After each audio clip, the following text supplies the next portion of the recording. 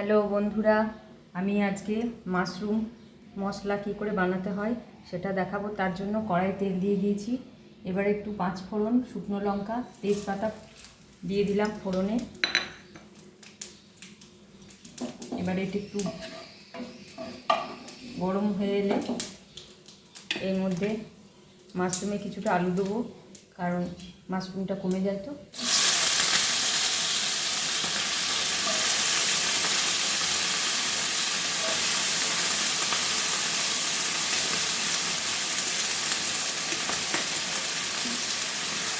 এবার আলুগুলো আমি ভাজতে থাকবো।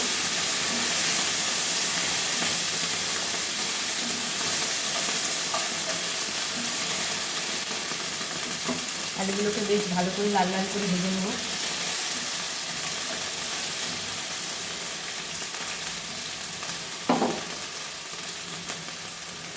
তারপর আমি এর মধ্যে পেঁয়াজ, ক্যাপসিকাম দিয়ে দিলাম।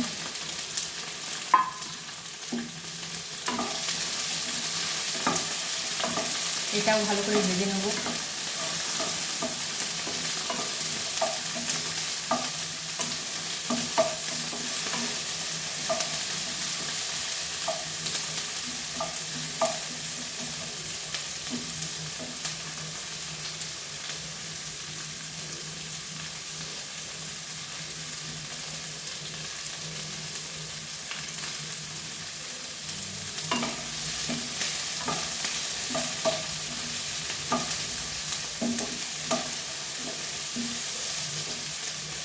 এবার মাশরুম সেদ্ধ করে রেখেছি, সেদ্ধ করা মাশরুমটা এর সঙ্গে দিয়ে দিলাম।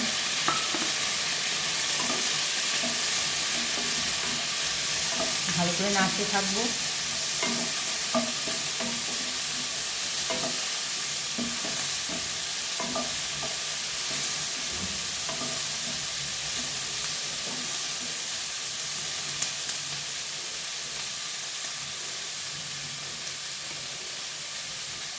বেশ ভাজা ভাজা হয়ে এলে এর মধ্যে একটু চিনি দিয়ে দিলাম।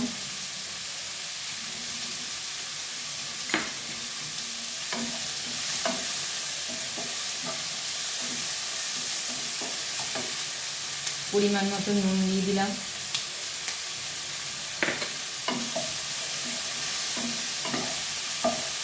ভালো করে নেড়ে নেব যাতে সবার মধ্যে নুনটা মিশে যায়।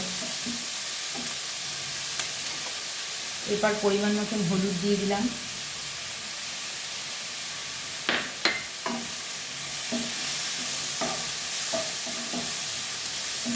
হলুদ দিয়ে ভালো করে নেড়ে নেব।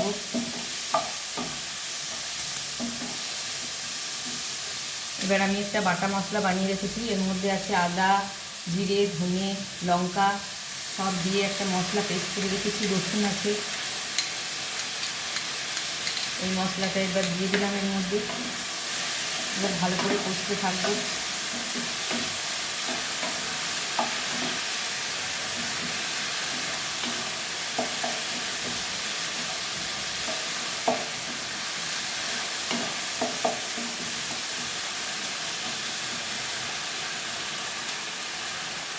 এরপর এর মধ্যে কিছু গুঁড়ো মশলা অ্যাড করব। একটু মিট মশলা দিয়ে দিলাম, কালারও হবে, ভালো হবে, খেতে বেশ মাংসর মতন হবে। এবার একটু কাশ্মীরি লঙ্কা গুঁড়ো দিয়ে দিলাম কালারের জন্য। লঙ্কা দিয়ে মশলাটা বেটে রেখেছি, আর আলাদা করে লঙ্কা দেবো না, কারণ ঝাল হয়ে যাবে বেশি।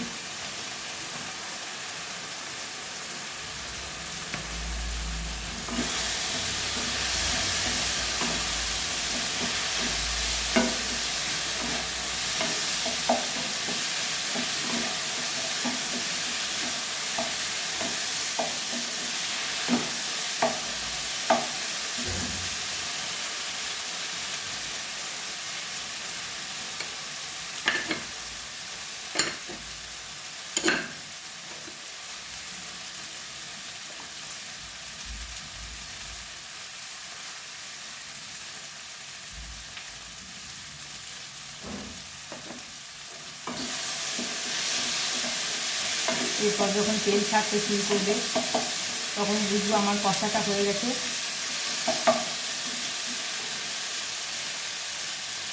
এবার এর মধ্যে একটু জল অ্যাড করে দিলাম।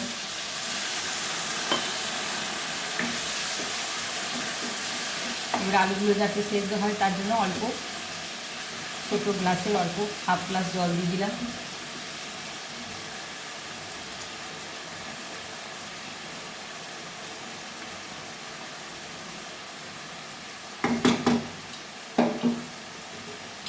এরপর এটা ঢাকা দিয়ে দিলাম একটু সেদ্ধ হোক।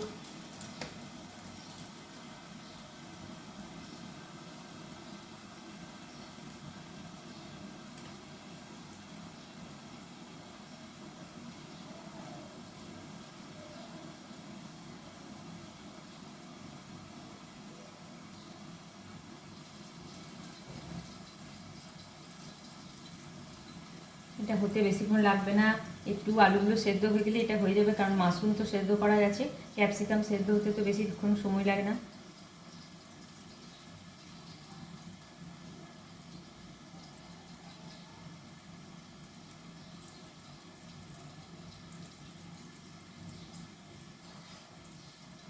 এবার ঢাকনা খুলে দেখবো সেদ্ধ হয়ে নাকি।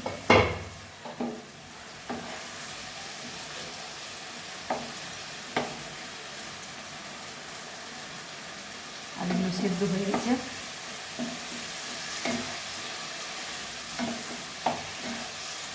বেশ মাখো মাখো হয়ে এলে একটু উপর থেকে একটু গরম মশলা দিয়ে দিলাম।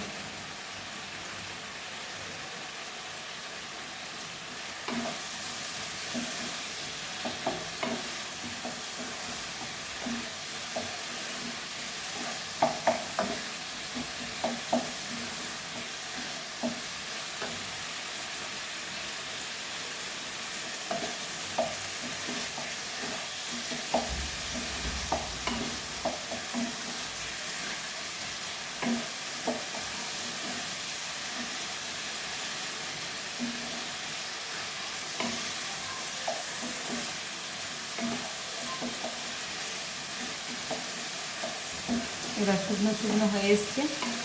এবার রেডি হয়ে গেছে আমার মাশরুম মশলা। আপনারা ঘরে করে দেখবেন, নিশ্চয়ই ভালো লাগবে। ভিডিওটা দেখার জন্য সবাইকে ধন্যবাদ।